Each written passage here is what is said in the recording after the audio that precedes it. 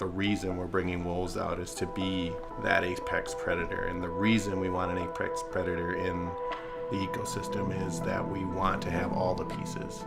And the apex predator is just one piece. The herbivore, although it chews on the plant community and can, in high numbers, damage it, they also serve their purpose.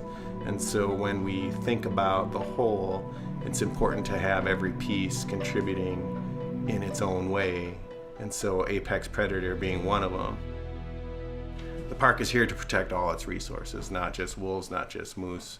We're here for everything, and so we want to make sure the forest can continue on as it should.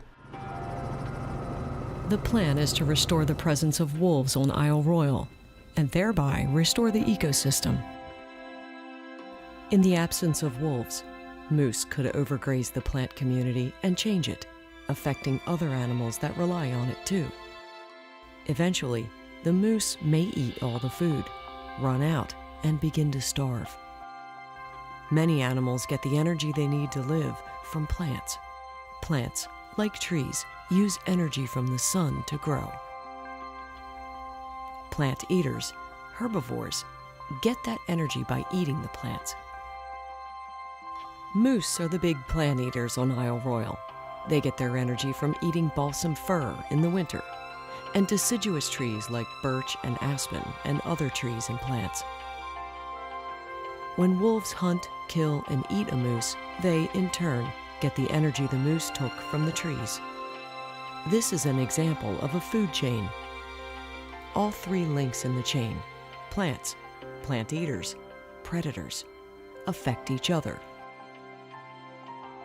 When there are many wolves preying on moose, there are fewer moose, and the trees are free to grow. But fewer moose mean the wolves begin to starve, and wolf numbers drop. Later, when there are few wolves, more and more moose survive until there are so many that they strip the trees. When more moose survive, more of them grow old. Then hunting becomes easier, and the wolf packs grow larger. They eat more moose, and the cycle repeats over and over. Except in the case of Isle Royale. There are no wolves on the island to multiply and continue the cycle. So the Park Service decided to step in and restore the wolves. Guy out of here. Boy or girl? Boy.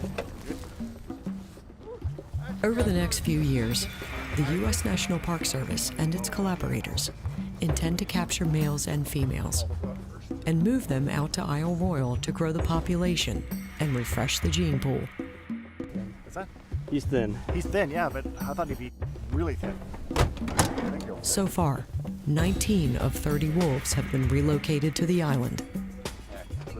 No, it should be fine. Should be fine. There you go. We're gonna go. Right now, and for the last several decades, we've been trying to understand the significance of wolves in this ecosystem. How do they affect moose populations, beaver populations, and indirectly the effect on the forest itself. And that's still our major overall goal. Grab the back. The scientific challenge now, when the wolf population has been restarted, is whether you can restart the system and see the same thing unfold that we have been looking at for 50 years. Rolf Peterson is a wildlife biologist who, for the past 50 years of his career, has made Isle Royale his central focus. For him, the relationship between wolf and moose on the island is the important one to watch. So we have about 20,000 bones collected from moose over the last 60 years. And so we've got a record of Isle Royale produced moose that stretches back to World War II. So we collect these moose bones to keep track of the moose population health and body size over decades. And wolves provide most of these bones for us. We have special teams of volunteers that go through the woods for a week at a time in the summertime looking for bones also, in addition to the ones we find in the wintertime. And then we also collect a metatarsal bone, which is the lowest leg bone in a moose's rear leg, because this is sensitive to early nutrition. So it's about half grown when a moose is born, and it's a reflection of the health of the mother. The mother of the calf really determines how well off per calf is nutritionally and how big it is when it's born. And that turns out to have a lifelong effect on the lifespan of that moose and the susceptibility to arthritis. Yeah, a lot of the health challenges of moose, old moose, are similar to those of people. The park has also reached out to universities to expand the ecosystem studies. Park Service and student crews from the State University of New York's College of Environmental Sciences and Forestry review collar data for clusters of wolf activity, and then hit the field to search for and evaluate what drew the wolf to the site. We got a moose bed. Was it a predation event, a wolf resting site, or scavenging? Little pieces of wolf hair in this bed. Probably some from the undercoat. Oh, wow. Yeah. As we all know, over long term, wolves typically form what we refer to as packs. Yet here we have an introduction effort where wolves have come from a number of different locations that have been put on this landscape that they're unfamiliar with. So one thing we're very interested in is social organization of the wolves in this introduction. Who will they interact with? Who will they avoid? Who will they actually join together with to form associations and ultimately packs? And where will those packs occur on the landscape? The wolves may be the stars of Isle Royale, but the moose play a strong supporting role, so they're getting collars too, so scientists can keep track of the moose as well as the wolves. Seth Moore, biologist for the Grand Portage Band of Lake Superior, Chippewa, assists with moose capture and collaring as part of a long-term study to compare moose populations and health between Isle Royale and the mainland. We're just looking at her age. She's a middle-aged animal. On mainland Minnesota, moose are struggling to survive. Moose are more fragile than wolves when captured and handled. So, gathering vital statistics, taking blood, and other data has to be done quickly to avoid a buildup of stress in the animals. In some ways, Isle Royale is a safer place for moose than the mainland.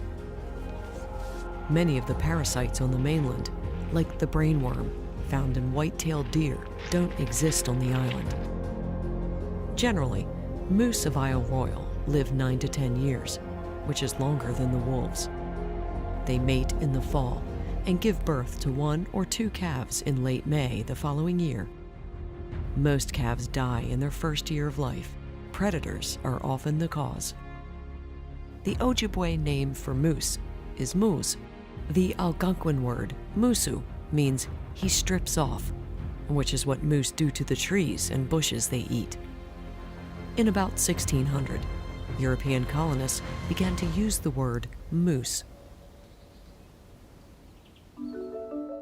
A full-grown bull moose is a formidable animal. It can weigh up to 1,500 pounds and stand almost 7 feet high at the shoulder. The antlers can reach almost 6 feet across. Only a pack of determined wolves could possibly bring down a bull moose in its prime, which is why they focus on the older, weaker animals and newborn calves.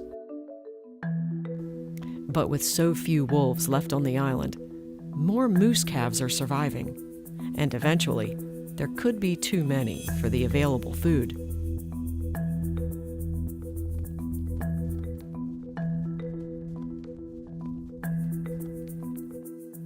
Lynette Potvin is an ecologist at Isle Royale National Park. Her specialty? The connection between the plant community on the island and the moose. The moose population is basically going to eat themselves out of house and home, and they won't have any sort of forage availability. That's bad for the moose and other island creatures. So we have marten that use large deciduous trees for habitat. Snowshoe hare also browse on all of the same species that the moose do, but in lower densities. We have beavers, which are dependent on aspen for building their dams. And so when we have these high populations of different herbivores, it basically changes the entire way that the ecosystem functions. What we're expecting to see is a cascading effect of wolves regulating the population of moose, and in turn, the moose will be more limited in their browse across the island. So we'll see more balsam fir on the west end, and on the east end, we'll see more recruitment of aspen, one of the important species on the other side of the island, and sugar maples. In short, more biodiversity.